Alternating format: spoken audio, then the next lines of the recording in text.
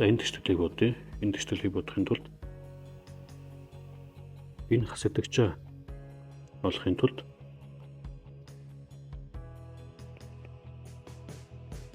ялгуур буюу 39 төрөө хасагдагчаа нэмж болно.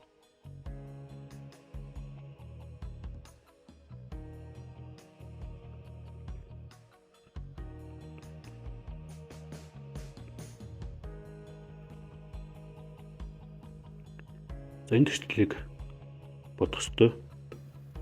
Аль нэг үрж түүнийг олохын тулд үржүүр буюу 42-ыг нөгөө үрж түүхэндээ хуваах. За ингээ манай утганы хариу 7 гэж гарч ирнэ.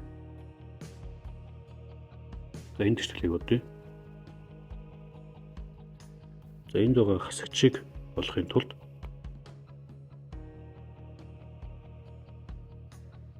хасагдагчаас нь ялгуураа хасч болдог. За ингээд 2-ыг үржих нь x нь 6 тавьсан зүгж гарч ирнэ. За түрүү ярьсан ёсоор нэг үрж түүнийг олохын тулд үржүүр буюу 6-гаа нөгөө үрж түүнд нь хувааж болно.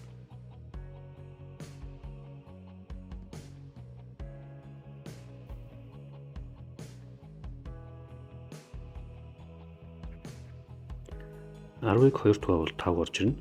Энэ тэнцвэрлэлийн хувьд бол 10 нь хуваагдагч.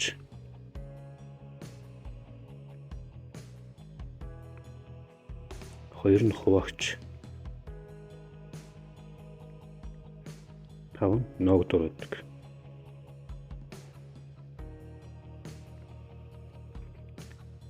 За хэрвээ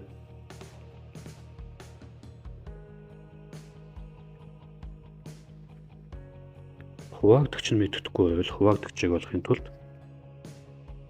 ноогдор хуваагчаар нь үржүүлж болдог.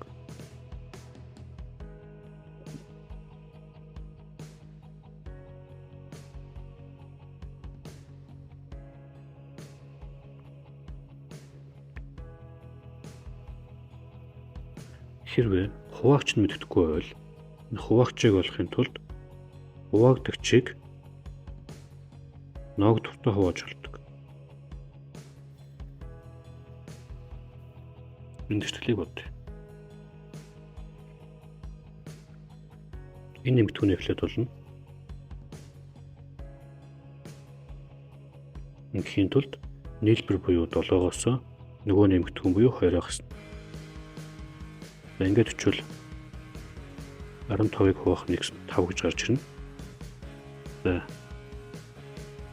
энд заасан ёсоор хуваагчаа олохын тулд хуваагдагч буюу 15-ыг ноогдортой хуваана.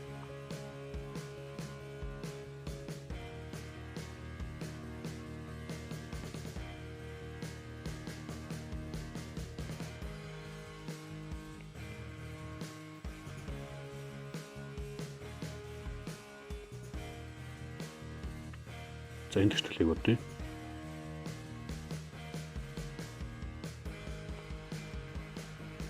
Энэ хасагдагчийг олохын тулд ялгуур буюу 7 дээр хасагдагчаа нэмнэ.